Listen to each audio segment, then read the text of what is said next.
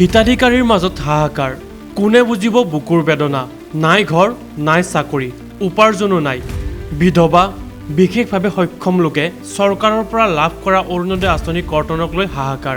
এই ঘটনা সংঘটিত হৈছে আমৰাংগাৰ 4 আৰু 5 নং খেলত সকলোতে মধ্যভোগীৰ দৌৰাত্ম গৃহস্থক দাবী ধমকি মহিলাৰ মোবাইল ভাঙিম বুলি ভাবুকি দিয়াৰ অভিযোগ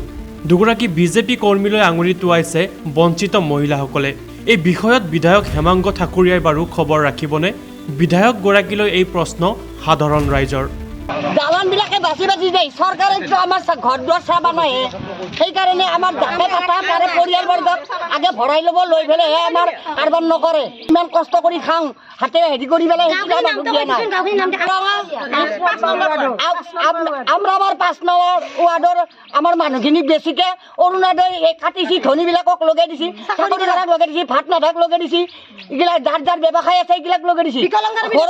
বিকলাংগক দিয়া নাই বিধৱাক দিয়া নাই সেইকাৰণে আপোনালোকক কৈছো এইবিলাক অন্যায় কৰি থাকিলে গাঁৱত বহুত দিনৰ পৰা ঘৰ পোৱা নাই আমি একো পোৱা নাই সেইকাৰণে পেঞ্চন পোৱা নাই ঘৰত যাওঁতে যিখিনি হৈছে আৰু ঘৰত যাওঁতেও আমাক গালি দুলি পাৰে কৈ আহিছে আমাক বোলে জেলৰ ভাত খুৱাব 105টা মানুহ আমাৰ এতিয়া মানে সি কৈছে কি সিহঁতক মই আমৰা তিৰিকেইটাক জেলৰ ভাত খুৱাব পাৰো নৰো চাই তাক মোক কি কৰিব একো কৰিব নোৱাৰে হেনা নামটো কৈ দিম মই আছে এটা কাম কৰিছো মই কিবাৰ বাতা গৈছে আমি কিন্তু আমাৰ নাম কাটি ঘৰৰ মানুহ নতুন মানুহ বহুত মেডিছে আমি পুৰণি মানুহ হাজিৰা কৰে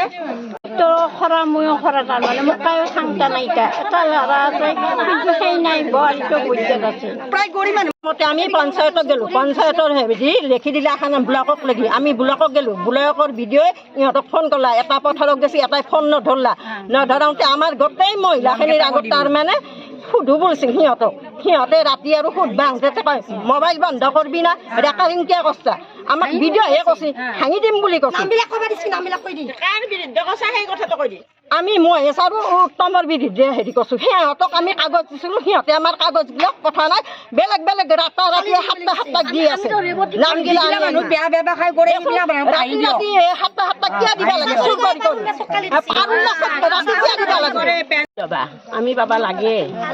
আমাক নিদি যিগিলাখানৰ মহিলাগিলা আছে চাকৰি আছে পেঞ্চন পায় সেইগিলাই পাই আছে আমি কিয় পোৱা নাই সেইটোৰ বিষয়ে আমাক লাগে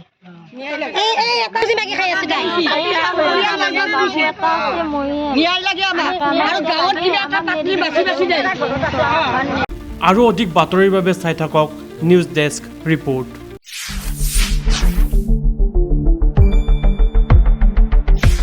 শুদ্ধ আৰু বিস্তৃত বাতৰিৰ বাবে আহি আছে নিউজ ডেস্ক ৰিপৰ্ট।